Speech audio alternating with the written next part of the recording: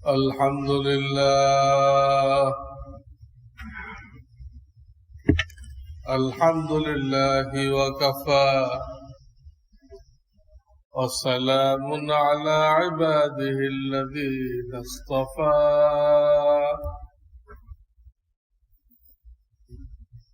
أما بعد فأعوذ بالله من الشيطان الرجيم بسم الله الرحمن الرحيم قد أفلح من تزكى وذكر اسم ربه فصلى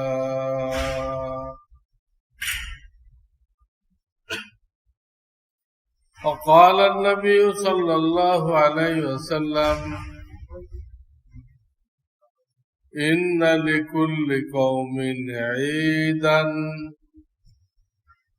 وهذا عيدنا أو كما قال النبي صلى الله عليه وسلم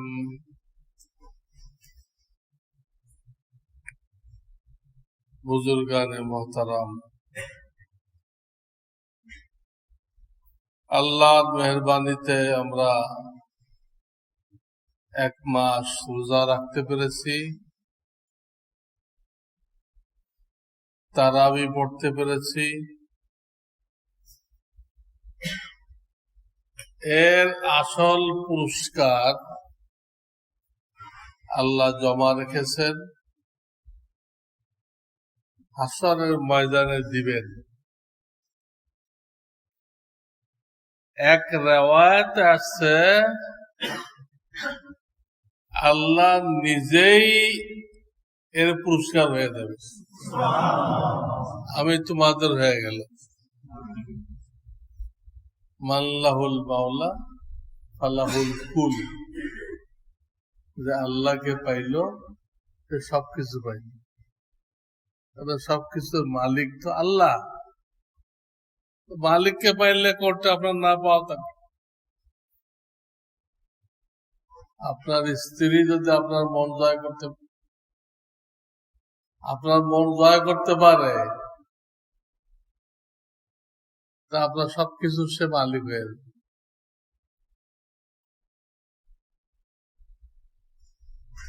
আপনার সমস্ত গুরুত্বপূর্ণ চাবি তার কাছে থাকে।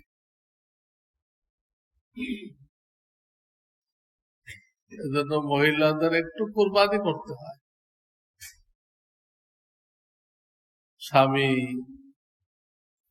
স্বামী বাড়ির লোকজনের আস্থা অর্জন করতে হয়, তাদের সেবা করতে হয়। তো সে একটু আস্থা অর্জন করে স্বামীর সবকিছুর উপরে মালিক হয়ে, স্বামীও খুশি, আমার অনেক কাজ বিবি সাহেব করে দিচ্ছে, আমি হালকা হয়ে গেলাম, স্বামীও খুশি।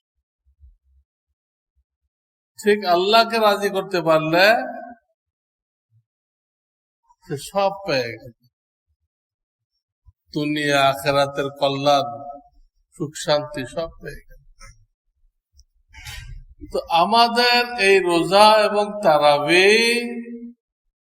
এর আসল বিনিময় আল্লাহ হাসরের ময়দানে দিবেন। হাদিসে ওয়াদা করেছে, অন্য ইবাদতের বিনিময় দিবেন ফেরেশতার মাধ্যমে, আর রোজার বিনিময় দিবেন নিজে হাতে। তারপর দুনিয়াতে আল্লাহ সামান্য খুশির ব্যবস্থা রাখছেন। মূল যেহেতু আখিরাতে, তো দুনিয়াটা একদম খালি রাখেন নাই, কিছু ব্যবস্থা রাখছে। সেটাই ঈদ উল ফিতর। আজকে আল্লাহ তাআলা ফেরেশতাদেরকে জিজ্ঞাসা করবে, আমার বান্দাদের কি পুরস্কার হওয়া উচিত? যারা একটা মাস রোজা রাখলো, ফেরেশতারা বলে আল্লাহ তাদেরকে পুরাপুরি প্রতিদান দিয়ে দেন, ভুল ত্রুটি থাকতেই পারে, আপনি কবুল করে নেন। ফেরেশতারা বলে যারা একদিন আমাদেরকে বানাইতে নিষেধ করছিল, তারা এখন আমাদের পক্ষে বলতেছে। তখন আল্লাহ তাআলা অনেকগুলো কসম খান, হবে ইজ্জতি ও জালালি ও কারামি ও উলুবি ও ইরতিফা'i মাকানি। 5টা কসম, আমার ইজ্জতের কসম, আমার মর্তবার কসম। 5টা কসম খেয়ে বলতেছেন, ফেরেশতারা সাক্ষী থাকে, লাউজিবান্নাহু, আমি আজকে তারা যা চায় এটা দিয়ে দেব। এরপরে আল্লাহ তাআলা বলেন, তোমরা ঈদের নামাজ পড়ে ঘরে ফিরে যাও, আমি তোমাদেরকে মাফ করে দিয়েছি এবং তোমাদের গলত আমলগুলো সঠিক আমলের দ্বারা পরিবর্তন করে দিয়েছি। হাদিস আসছে, এরপরে মুসাল্লিরা এমন ভাবে ঘরে ফেরে তাদের মাগফিরাত হয়ে গেছে, আল্লাহ তাদের দোয়া কবুল করে দিয়েছে। এই হাদিসে যে সুসংবাদ দেওয়া হলো, এটা হলো দুনিয়ার খুশি। আসল খুশি হাসরে, দুনিয়ার খুশি এই দিনে আমাদের জন্য আল্লাহ তাআলা ফেরেশতাদের মজলিসে এই আলোচনা করতেছেন। আল্লাহ আমাদের সকলের ভাগ্যে মাগফিরাত লিখে দেন, আমাদের সকলের দোয়া কবুল করে দেন।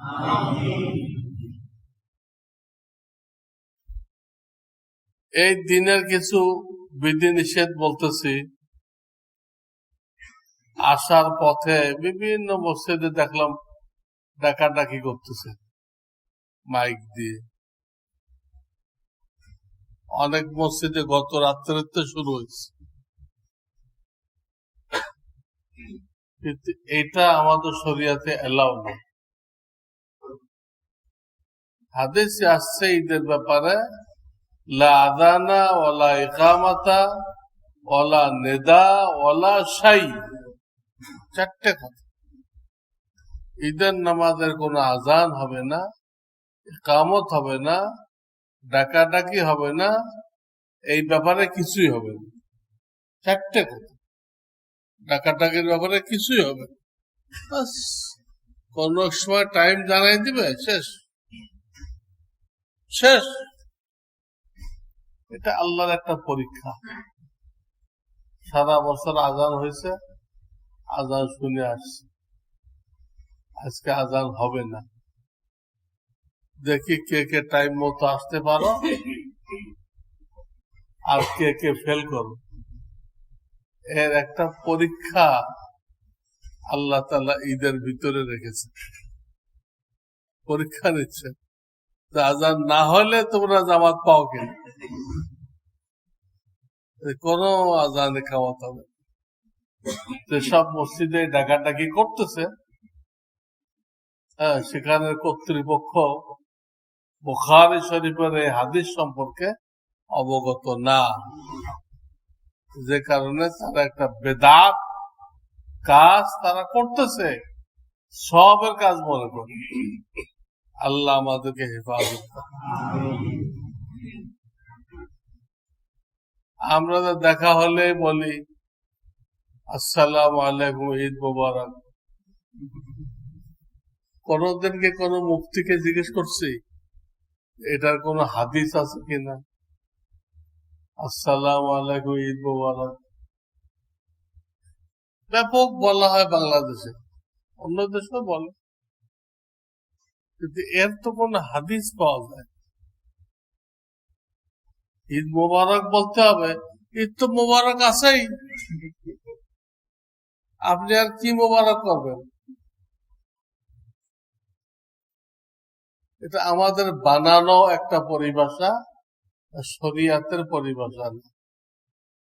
সালাম দেন, মুসাফা করেন, ভালো মন্দ জিজ্ঞাসা করেন, যা সবসময় আমরা করে আসছি ওটাই।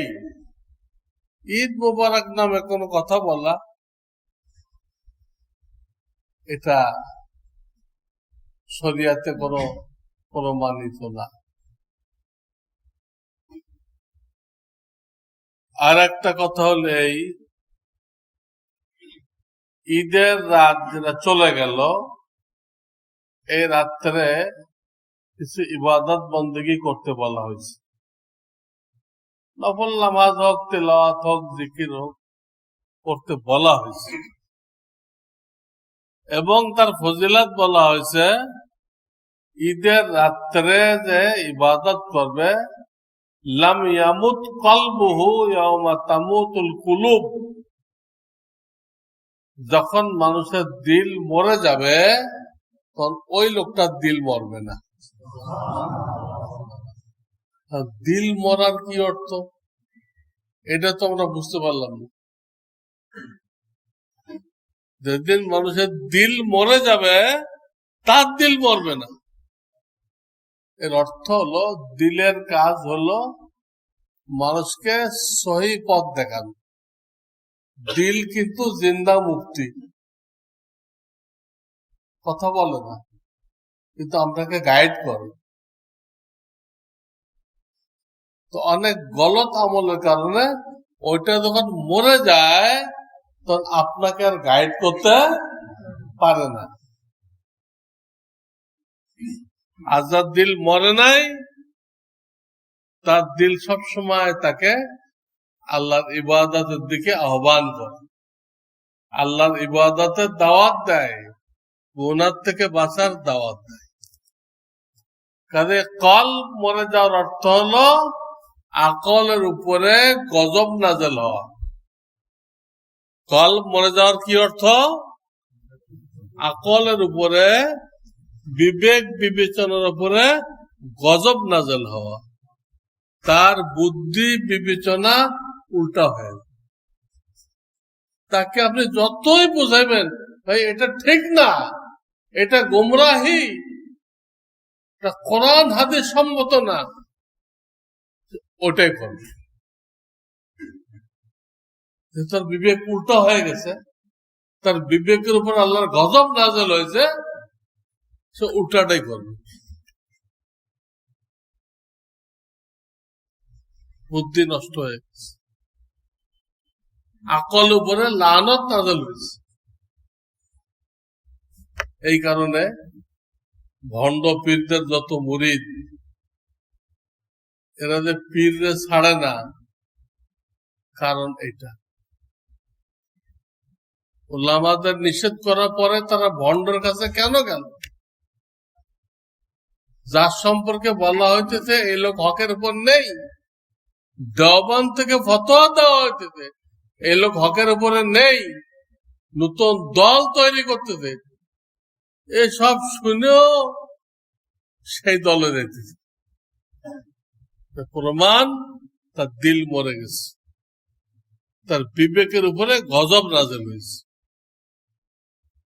এই গজব থেকে যদি আমরা বাঁচতে চাই, আমাদের কাজ হলো 2 ঈদের রাত্রে, ঈদ যখন আসবে তার আগের রাত্রে, আজকে এখন ঈদ, এখন যে রাত গেল, আজকে যে রাত গেল, এই দুনো ঈদে কম বেশি ইবাদত করা। এই ইবাদতের ফজিলত এটা, তার বিবেক বিবেচনা ঠিক থাকবে, সঠিক পথে তাকে পথ দেখাবে, উল্টা পথে যাইতে দিবে না। আল্লাহ তাআলা এই নিয়ামত আমাদের সবাইকে দান করেন।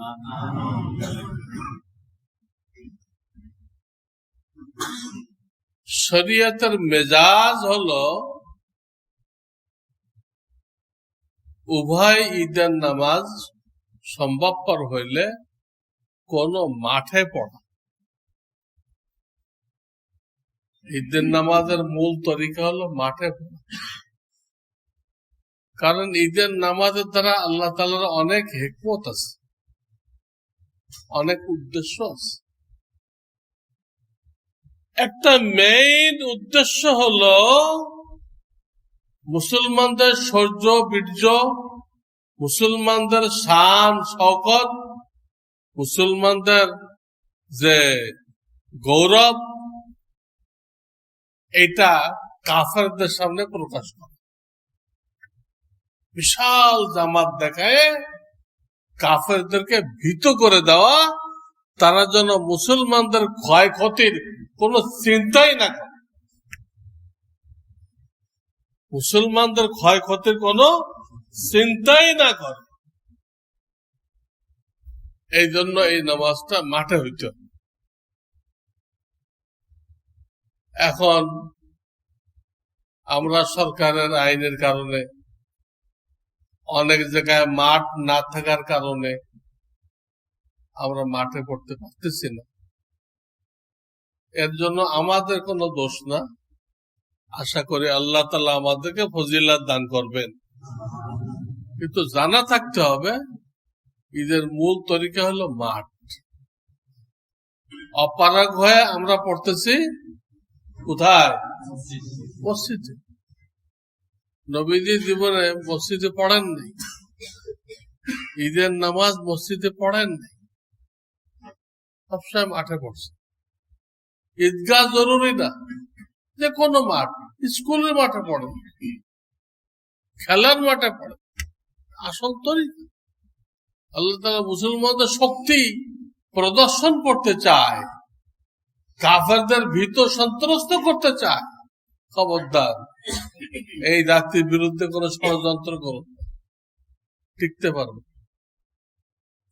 যাই হোক, আমরা অপারগ হয়ে মসজিদে পড়তেছি,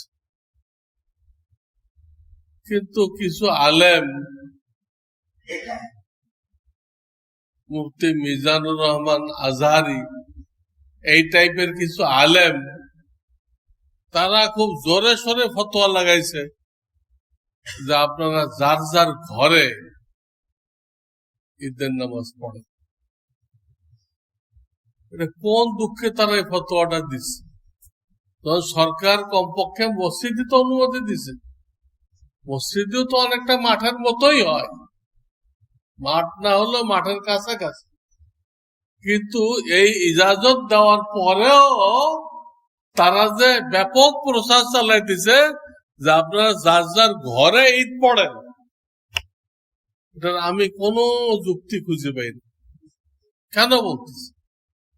কি স্বার্থ তাদের? তারা কোন ইসলাম প্রচার করতেছে? এই আজহারি কোন ইসলাম প্রচার করতেছে? মন গড়া ইসলাম তো আর এক মওদুদি, আজহারি তো আর এক মওদুদি। সরকার মসজিদে পড়ার অনুমতি দিচ্ছে, এটা মাঠের কাছাকাছি, কিন্তু এই ফতোয়া দেওয়ার কি দরকার? ঘরে ঘরে পড়েন। দলিল দিচ্ছে কি? হযরত আনাস রাদিয়াল্লাহু তাআলা আনহু, উনি একবার ঈদের জামাত মিস করছিলেন, তো উনি ঘরে পড়ছিলেন। এই হলো তাদের দলিল। কিন্তু এটা দিয়ে দলিল হবে না। 1.5 লক্ষ সাহাবের ভিতরে ঘটনাক্রমে একজন একবার বাড়িতে ঈদ করছিলেন, এটা দিয়ে দলিল হবে না। 1.5 লক্ষ সাহাবায়ে কেরামকে দেখবেন না একজনকে দেখবেন? 1.5 লক্ষকে দেখতে হবে। আর তার থেকে আর এক কথা বড়, যে এই হাদিসটা মাযহাবের যারা ইমাম, আবু হানিফা, ইমাম মালিক, ইমাম শাফি, তারা কেউ গ্রহণ করেনি। অথচ হাদিসের কিতাবে বারবার বলা হয়েছে যারা ফুকাহা মুফতি তারা হাদিসের মর্ম বেশি বুঝে, তারা এই হাদিসটা গ্রহণ করেন। তারা গ্রহণ না করার দলিল যে এই হাদিসের মধ্যে কোনো আপত্তি আছে। কোন আপত্তি হাদিস থাকলে আমল করা যায় না। কোনটা তো সমস্যা আছে না আছে এটা ফুকাহা যারা, সে চার ইমাম যারা, তারা বেশি বুঝে। যেমন আমি একটা উদাহরণ দিয়ে বুঝাই, ফরজ নামাজের পরে কি পড়বেন এটা হাদিসে দুই রকম আছে। এক হাদিস আছে আস্তাগফিরুল্লাহ আস্তাগফিরুল্লাহ পড়ে, আর এক হাদিসে আছে আল্লাহু আকবার পড়েন। দুটোই হাদিস। কিন্তু আজীব ঘটনা, আল্লাহু আকবার পড়া যে হাদিস এটা আব্দুল্লাহ ইবনে আব্বাস থেকে আসছে, বুখারী শরীফে আসছে, কিন্তু চার ইমামের কোন ইমাম ওই হাদিসটা গ্রহণ করেনি। আল্লাহু আকবার পড়ার হাদিস চার ইমামের কোন ইমাম গ্রহণ করে নাই। ওই হাদিসে একটা ইঙ্গিত আছে যে এই আমলটা নবী আলাইহিস সালাম কিছুদিন করছিলেন, ওই হাদিসেই আছে। কানা আরবিতে বলে আফআলে নাকিসা, আরবি গ্রামারে কি বলে, যার অর্থ দাঁড়ায় কিছুদিন করা। হাদিসে যখন বলতেছে কিছুদিন করছে, তাহলে সেটা স্থায়ী আমল কিভাবে হয়? এই জন্য কোন ইমাম এটা নেয় নাই, অথচ বুখারীর হাদিস কেন নেয় নাই? সমস্যা আছে। ঠিক আনাস রাদিয়াল্লাহু তাআলা আনহু ঘরে নামাজ পড়লেন বাড়িতে, যাতে ইমামরা নিল না, এইটাই প্রমাণ যেখানে কোন সমস্যা আছে। সব সমস্যা আমরা বুঝব, আমাদের ওই পরিমাণ এলেম নেই। চার ইমাম যা বুঝছে আমাদের ওই পরিমাণ এলেম নেই। অনেকে ওই হাদিসকে জয়ীফ কইছে, আর ওই হাদিসের আসল ভালো জবাব হলেই, যদি আমরা জয়ীফ না ধরি, কথার কথা ধরলাম না জয়ীফ, তারপর ওই হাদিসের জবাব আছে। হযরত আনাস নবীদের 10 বছরের খাদেম, সবার বাগানে একবার ফসল আসতো, খেজুরের বাগানে। নবীদের দোয়ার বরকতে ওনার বাগানে 2 বার ফসল আসতো।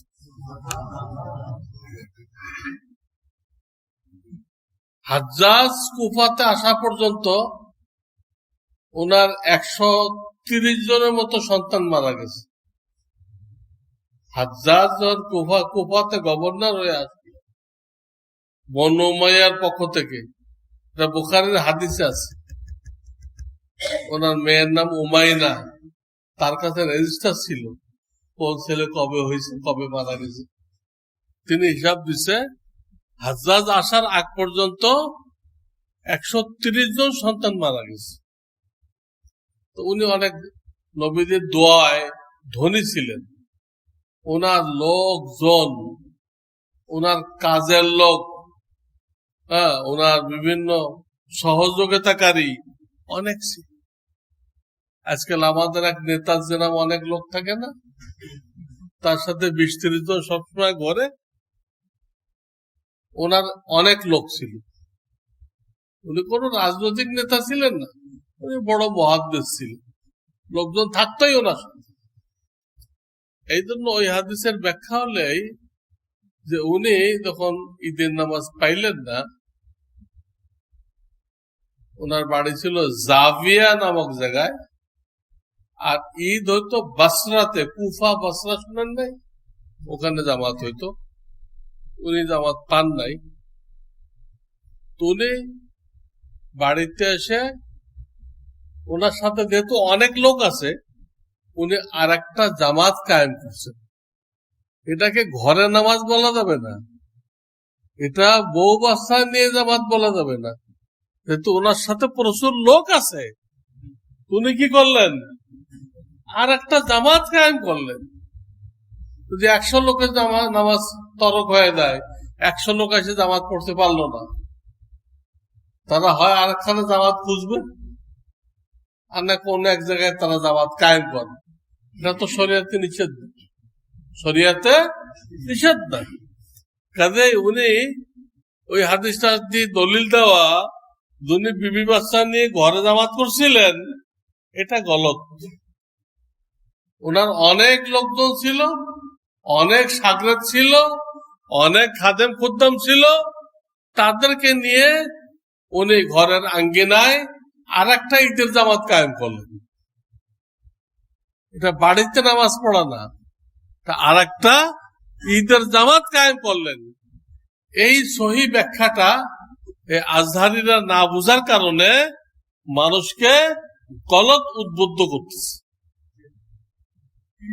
এই সমস্ত নামধারী স্কলার এরা মানুষকে সহি ইসলাম বুঝাইতেছেন। ঈদ কি ঘরে পড়ার জিনিস? এটা মাঠে পড়তে হয়, মসজিদেও পড়তে বলা হয় নাই। যত আমরা ঠেকায় পড়তেছি, মসজিদও পড়তে বলা হয় নাই, মাঠে পড়তে বলা হয়েছে, সেটা ঘরে পড়া যায়? অথচ তারা এটা খুব উদ্বুদ্ধ করতেছে। হাদিস আছে পড়েন, হাদিস আছে পড়েন। হাদিসের ব্যাখ্যা কি? এই হাদিস ইমামরা নিল না, এবং এই হাদিসে ঘরে নামাজ পড়া না, এটা আর একটা জামাত কায়েম করছে। আল্লাহ আমাদেরকে বুঝবার তৌফিক দান। আজকাল আর এক গ্রুপ বেরোয়েছে, সৌদির সাথে মিলে ঈদের নামাজ পড়ে। এটা একটা গোমরা ফেরকা, শরীয়তে বলা হয় নাই। নবীজি প্রত্যেক এলাকার লোকদেরকে বলছেন, সুমু লিরুয়াতিহি ওয়া আফতিরু লিরুয়াতিহি, তোমরা চাঁদ দেখে রোজা রাখা শুরু করো, আর এক চাঁদ দেখে ঈদ করো। সাহাবায়ে কেরামের জামানায় চাঁদ দেখা নিয়ে পার্থক্য হয়ে গেল। মদিনা একদিন দেখছে, সামদেশে আর একদিনই দেখছে, কিন্তু খবর কিন্তু এসে গেছে যে সামদেশে আমাদের আগে দেখছে, খবর এসে গেছে। কিন্তু মদিনা আল্লাহরা ওই দেখার পরে ভিত্তি করে তারা ঈদের নামাজ পড়লেন না। তারা তাদের দেখা অনুযায়ী একদিন পরে পড়লেন, আর শাহমাওলানা একদিন আগে পড়লেন। তাহলে দেখা যেতেছে এই হাদিস অনুযায়ী পাকিস্তান চাঁদ দেখছে, তারাও কালকে করছে। হিন্দুস্তান দেখে নাই, তারা করে নাই। আমরা দেখি নাই, আমরাও কালকে করি নাই। ওই হাদিস ওইটা, সুমু লিরুয়াতিহি ওয়া আফতিরু লিরুয়াতিহি, এই হাদিস। কোরআনে আছে ইয়াসআলুনাকা আনিল আহিল্লা। আহিল্লা হিলাল শব্দের বহু বচন, আর হেলাল বলা হয় প্রথম তারিখের চাঁদকে। কাকে বলা? কোরআনে বহু বচন কেন ব্যবহার করা হলো? আহিল্লা হিলালের বহু বচন, হিলাল মানে প্রথম তারিখের চাঁদ। এক বচন ব্যবহার না করে বহু বচন কেন ব্যবহার করছে? তাফসীরের কারণ দর্শাইছে, যেহেতু একটা চাঁদ দিয়ে পুরা দুনিয়ার ঈদ হবে না, প্রত্যেক এলাকায় ভিন্ন ভিন্ন চাঁদ দিয়ে ঈদ হবে, প্রত্যেক এলাকায় ভিন্ন ভিন্ন চাঁদ দিয়ে ঈদ হবে। তারপরে রমজানের রোজা শুরু হবে, প্রত্যেক এলাকায় ভিন্ন ভিন্ন হবে। ওই দিকে ইঙ্গিত করার জন্য কি শব্দ আনছে? বহু বচন আছে। আর এই লোকগুলো করতে একদিনে করতে হবে। তাহলে সৌদির সাথে মিলাই ইফতার করো, সৌদির সাথে মিলে সৌদি আরবে ইফতার করে। আমাদের দেশের রাত 9টা, 9:30, 10টা এই টাইমে ইফতার করে। তোমরা ওদের সাথে মিলাই ইফতার করো, ওদের সাথে মিলাই জামাত করো। তা তো করো না, তাহলে একটা লইছো কেন? খালি একটা লইছো কেন? অনেকে দলিল দেয় সৌদি আরব তো অনেক ফাঁক ফাঁক হয়ে দাঁড়ায়, অনেক কাতার বাদ দিয়ে তারা দাঁড়ায়। আমাদের অসুবিধা হলো এটা হাদিস কোরআনে নেই, এটা বিশ্ব স্বাস্থ্য সংস্থার ইসলাম, মদিনার ইসলাম না। দ্বিতীয়ত, তোমরা যে সৌদির রেফারেন্স দিলা, সৌদি সবকিছু নাও। সৌদিতে চুরি করলে হাত কাটে দেওয়া হয়, ডাকাতি করলে ফাঁসি দেওয়া হয়, শিরচ্ছেদ করা হয়, কতল করলে শিরচ্ছেদ করা হয়। এটাও নাও, ওগুলো নাও না কেন? খালি নামাজে ফাঁক ফাঁক দাঁড়াইছে ওটা নিলা, আর বাকিগুলো নাও না কেন? তখন কই থাকো তোমরা? এগুলো ভণ্ডামি, সৌদিকে দেখাইলে হবে না। আরে কাফেরদের দেশে মসজিদ খুলে দিতে বলতেছে, লন্ডন আমেরিকায় মাইকে আজান দিতে বলতেছে, মসজিদ খুলে দিতে বলতেছে, আর এই আরব দেশগুলো মসজিদ বন্ধ করতে বলতেছে। এরা মুসলমান মায়ের সন্তান। আরব দেশের পরিচালকগণ মুসলমান মায়ের সন্তান। কাট্টা কাফেররা মসজিদ খুলে দিতে বলতেছে। তারা মুসলমান না হইলেও এতটুকু বিশ্বাস আছে যে আজান দিলে, মসজিদে ইবাদত হলে এই গজব দূর হয়ে যাবে। মুসলমান হয় নাই, কিন্তু ইসলামের প্রতি বিশ্বাস আছে। আর আমাদের মুসলমানদের অবস্থা, মসজিদ বন্ধ করতেছে, ঈদের দিন কি দিচ্ছে? কারফিউ দিচ্ছে। ঈদের নামাজে গোসল করে আসতে হয়, সবচেয়ে ভালো কাপড়, নতুন কোনো শর্ত নেই, ভালো কাপড় পরতে হয়, খুশবু লাগাইতে হয়, সুন্নত। এবং যারা আগে ঈদুল ফিতরা দেয় নাই, তাদের লাস্ট টাইম যদি তারা ডিভিশন পাইতে চায়, তাদের লাস্ট টাইম হলো ঈদের ময়দানে আসার আগ পর্যন্ত ফিতরা দিয়ে দিতে হবে। তো ফিতরা দিয়ে আস্তে আস্তে তাকবীর দিতে দিতে আসবে। এই ঈদে তাকবীর আস্তে দিতে হয়, আসার পথে যাওয়ার পথে। আর ঈদুল আজহাতে জোরে দিতে হয়, আল্লাহু আকবার, আল্লাহু আকবার, লা ইলাহা ইল্লাল্লাহু, আল্লাহু আকবার, আল্লাহু আকবার, ওয়ালিল্লাহিল হামদ। এটা আসার সময় দিবেন আস্তে, আবার ঈদ পড়ে যাবেন যে তাও দিবেন আস্তে। আর সামনে যে ঈদ আসতেছে ওইটা দিবেন জোরে। এবং হাদিসে আছে আল্লাহ নবী যে রাস্তাতে আসছেন আর এক রাস্তাতে যাইতেন। এর অনেক হিকমত আছে। একটা হিকমত যে কাফেরদের সামনে মুসলমানদের শৌর্য বীর্য দেখানো। যখন রাস্তা বদলাই যাবে তো কাফেররা দেখবে, আরে আগে যারা গেল এরা তো তারা না,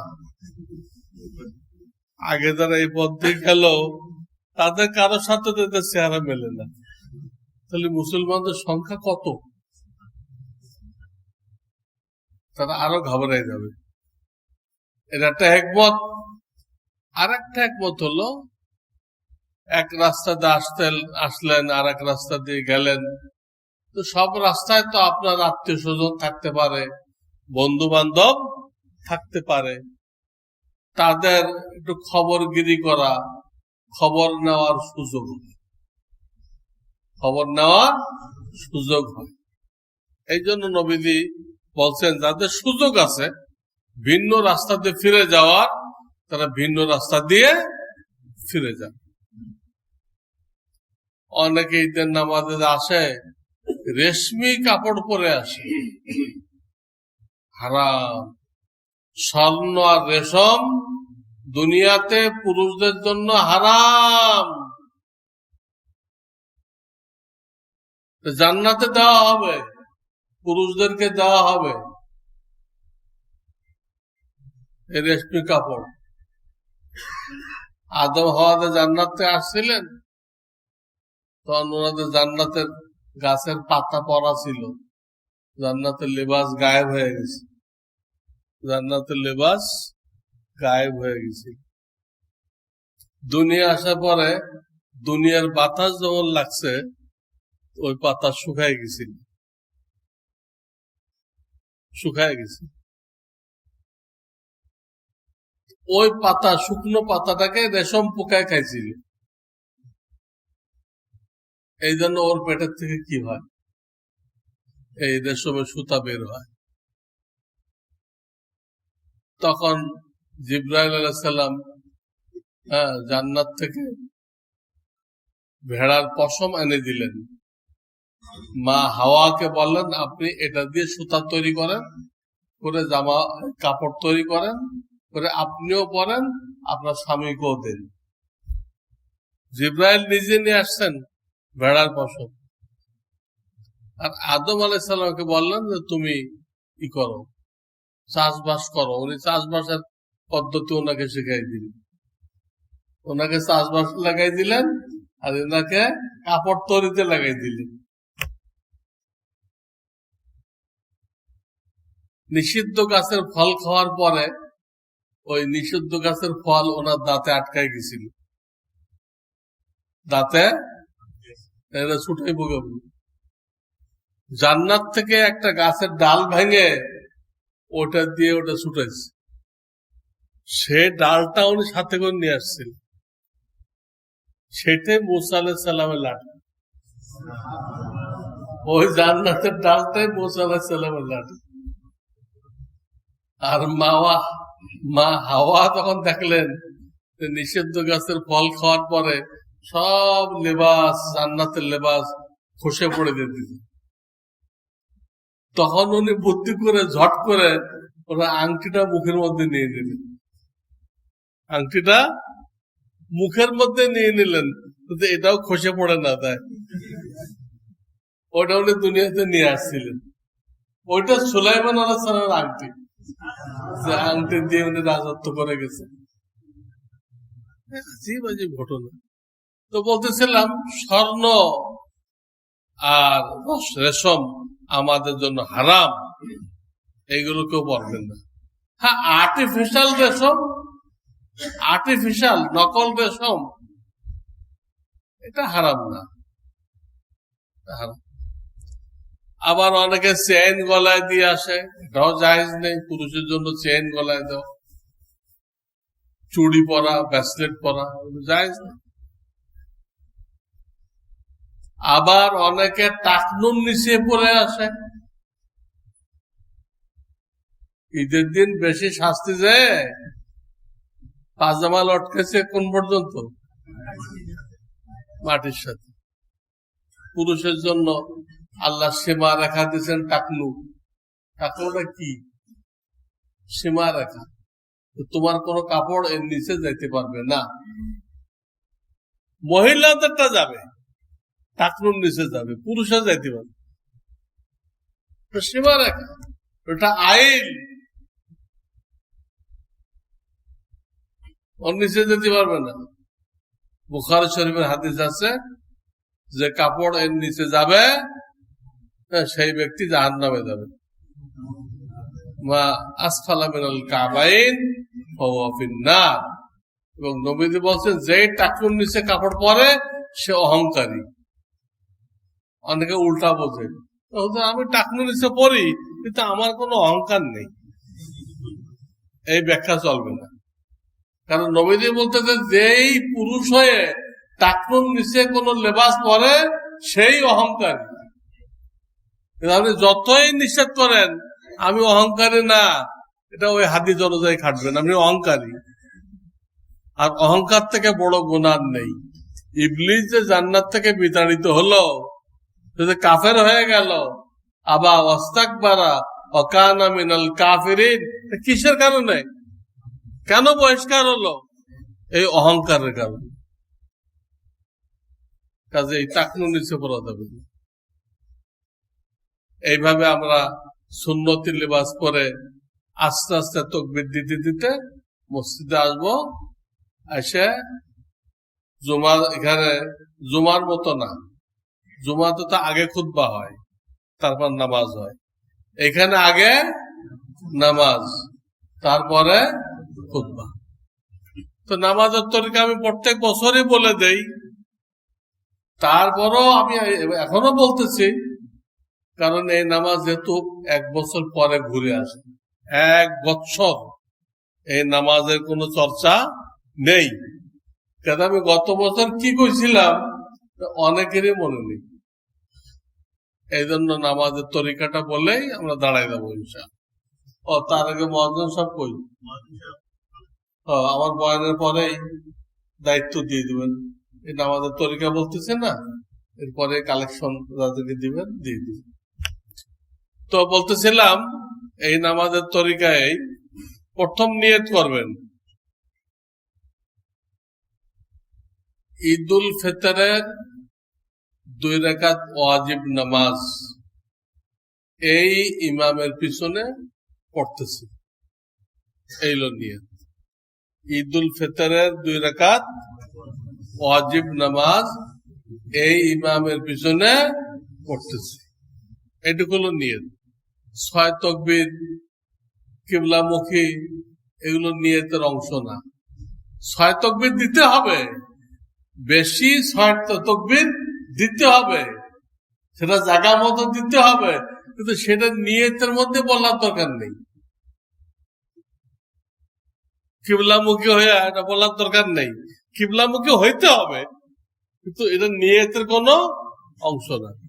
কারণ এগুলো দিকেও নিয়তের অংশ বানায়, তাহলে অন্য কেউ এসে আরো কিছু ঢুকাই দিবে। সে নিয়তের মধ্যে ঢুকাইবে, আল্লাহ আমি পাক জায়গায় দাঁড়াইয়া পাক কাপড় পরিয়া, হ্যাঁ, কিবলামুখী হইয়া, অক্ত চিনিয়া, এই সবগুলো ঢুকাই দিবে। কেমন ঠেকাইবেন? নিয়ত এক জিনিস, ওগুলো আলাদা জিনিস, ওগুলো নিয়তের মধ্যে ঢুকবে না।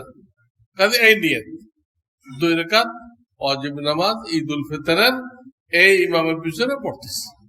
নিয়ত করার পরে ইমাম আগে তাকবীর দিবে, এরপরে আপনারা তাকবীর দিবেন। এই তাকবীরটা ফরজ। বেশি 6টা তাকবীর তো ওয়াজিব, যা বড় জামাতে মাফ হয়ে যায়। বড় জামাতে ছুটে গেল কি হয়, মাফ হয়ে যায়। তো ফরজ কোন অবস্থায় মাফ হয় না। প্রথম তাকবীরটা কি ফরজ, ওটা ছুটলে তার নামাজ হবে। এটা দিকেও বেখেয়ালি দেয়, অন্য মনস্ক অবস্থা দেয়, তার নামাজ হবে না। খেয়াল করে দিতে হবে। পয়লা তাকবীরে তাহরিমা দিবেন, দিয়ে হাত বাঁধে সানা পড়বেন, হাত বাঁধে সানা পড়বেন। সানা পড়ার পরে আরো 3টা তাকবীর দেওয়া হবে।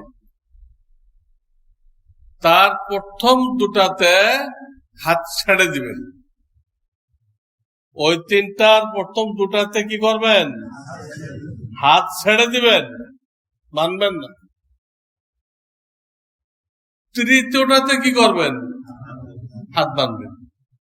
মানে আপনাদের কোনো পড়ার কিছু নেই। ইমাম সাহেব আউযুবিল্লাহ বিসমিল্লাহ পড়ে সূরা ফাতিহা আরম্ভ করবে, তারপরে স্বাভাবিক নিয়মে প্রথম রাকাত শেষ করবে। আর কোনো ভিন্ন নিয়ম নেই, স্বাভাবিক নিয়মে শেষ করবে। শেষ করার পরে দ্বিতীয় রাকাত স্বাভাবিক নিয়মে পড়বে, কেরাত জোরে হবে, ঈদের নামাজে কেরাত জোরে হবে। তো দ্বিতীয় রাকাতে রুকুতে যাওয়ার আগে 3টা বেশি তাকবীর আছে। কয়টা? এই 3টাতে হাত ছেড়ে দিতে হবে, 3টাতে হাত ছেড়ে দিতে হবে। আর 4টা তাকবীর বলে রুকুতে চলে যাবেন। এরপর আবার স্বাভাবিক নামাজ, স্বাভাবিক প্রথম রাকাতের শুরুতে আর দ্বিতীয় রাকাতের রুকুতে, এদের 3টা 6টা তাকবীর। এইটা হলো এই নামাজের নতুন। আর সব তো মূল নামাজে যা আছে এখানেও তা। এখানেও কেউ কেউ 12 তাকবীরের কথা বলে, তো 12 তাকবীরের কোন হাদিস সহিভাবে প্রমাণিত নেই। 6 তাকবীরটা অনেক মজবুত দলিল দ্বারা সাবিত,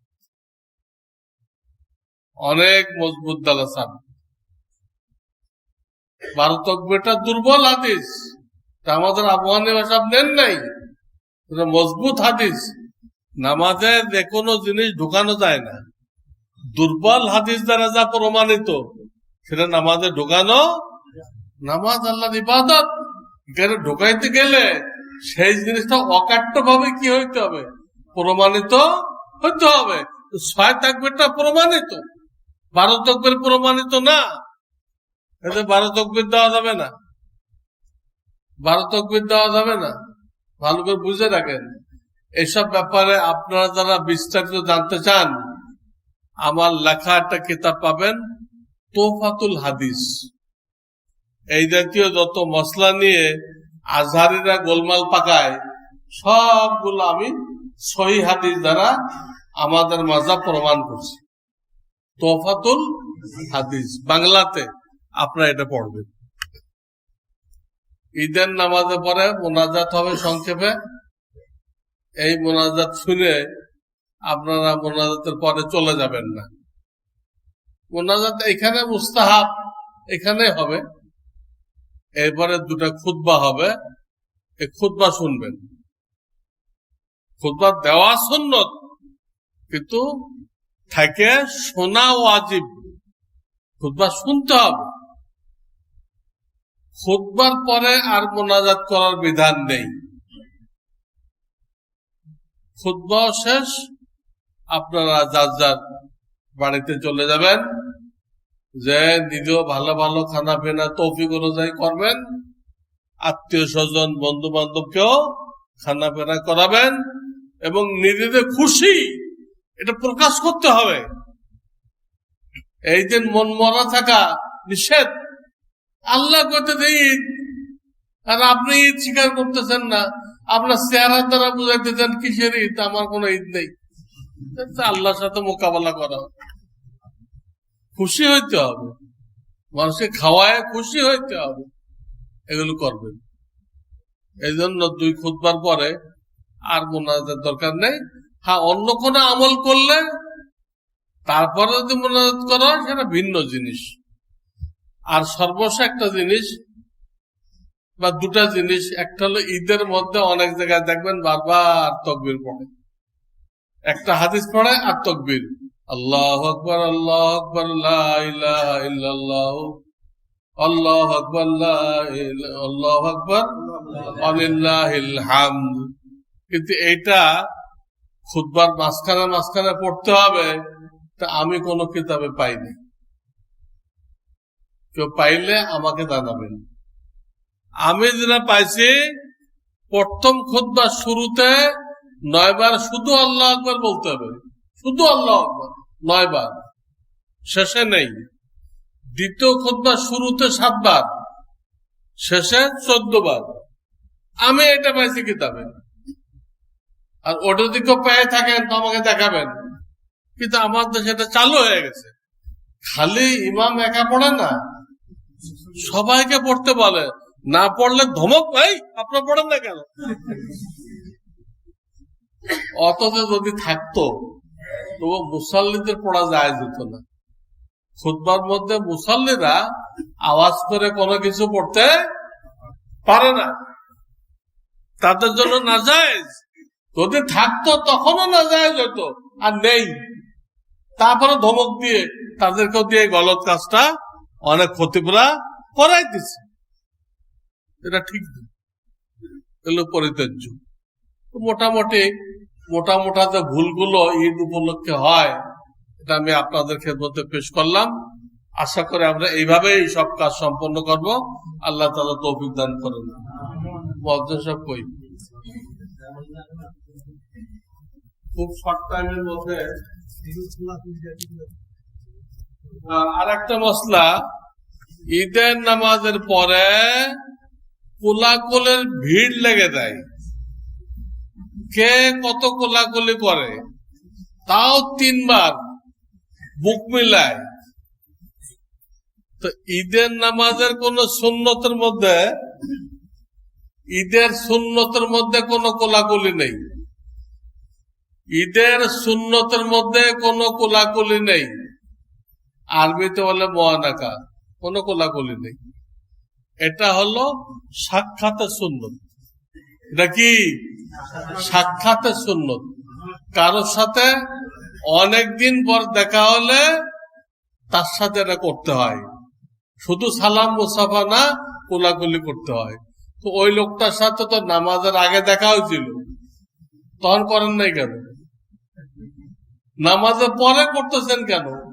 তাহলে আপনি সুন্নত মনে করেন, তাহলে আপনি এটাকে ঈদের সুন্নত মনে করেন। শরিয়তকে বিগড়াই দিলেন, শরিয়তকে বিগড়াই দিলেন। শরিয়ত বিগড়ানো যাবে না।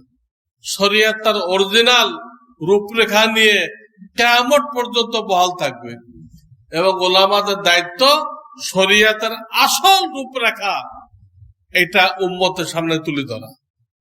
আসল রূপরেখা এটা, এর বাইরে যা হবে সেগুলো আমাদের মন গড়া বানানো, ওগুলো মদিনার ইসলাম না, ওগুলো মদিনার ইসলাম না। কাজেই যদি কারোর সাথে বহুদিন পরে দেখা হয়, তো ঈদের আগে হলে আগে করবেন, পরে হলে পরে করবেন। যখন দেখা হয় তখনই তার সাথে কোলাকুলি করবেন, কিন্তু সকলের সাথে না। যাদের সাথে দেখা হইতে আছে তাদের সাথে এই কোলাকুলি করার কোনো দরকার নেই। এই মোটামুটি কয়েকটা জরুরি মসলা আপনাদের খেদমতে আরজ করা হলো। এগুলো আপনারা শুধু শুনবেন না, আপনারা যারা এই মসজিদের মুসাল্লি, তারা খালি বয়ান শুনবেন না, তারা আমার এই কথাগুলো অন্য ভাইদের কাছে পৌঁছাই দিবেন। এবং আমার যে ইসলামী জিন্দেগি ওয়েবসাইট আছে, এটা অন্যদেরকে জানাই দিবেন, ভাই এখানে দেখবেন হুজুরের বয়ান, হুজুরের কিতাব, হুজুরের প্রশ্ন উত্তর, হ্যাঁ, হুজুরের মালফুজাত সব এখানে আছে। এটা একটা দাওয়াত, দ্বীনের জবরদস্ত দাওয়াত। দর্শে মানসুর বা ইসলামের জিন্দেগি, এটা একটা ভাইকে দেখাই দেওয়া যে এখানে বয়ান পাবেন, দাওয়াত, বিশাল দাওয়াত। আমার এই মশলাগুলো যে যেখানে যান বলবেন। আর ওয়েবসাইটের সংবাদ, আজকাল তো নেট প্রায় সবার কাছে আছে, যাদের কাছে আছে তাদেরকে বলবেন যে এখান থেকে বয়ান শুনবেন এবং পরিবারকে শোনাইবেন। সে দিনদার, পরিবার দিনদার না। প্রায় ফ্যামিলিতে পুরুষ দিনদার, মহিলা দিনদার না। কারণ বিয়ে করার সময় তো দেখে বিয়ে করে নাই, তখন খালি চকচকা দেখছে। চকচকা দেখলে কি হলো? দিনদারি দেখতে হবে, ওটা তো দেখে নাই তখন। এখন বয়ান শুনে স্বামী দিনদার হয়ে গেছে, কিন্তু স্ত্রী তো সে মডার্ন রয়ে গেছে। সব ফ্যামিলিতে এই সমস্যা। দাড়ি রাখতে দেয় না, ছেলে পেলে মাদ্রাসায় দিতে দেয় না। তো যদি আমার এই বয়ানটা ঘরের মধ্যে শোনানোর ব্যবস্থা করা যায়, তা আশা করা যায় মা বোনদের মধ্যে কি আসবে, দিন আসবে ইনশাআল্লাহ, ইনশাআল্লাহ। এবং অনেক রিপোর্ট আমার কাছে আছে যে বয়ান শোনার কারণে পুরো ফ্যামিলি সহ চেঞ্জ হয়ে গেছে, অনেক রিপোর্ট আছে। আল্লাহ তাআলা তৌফিক দান করুক।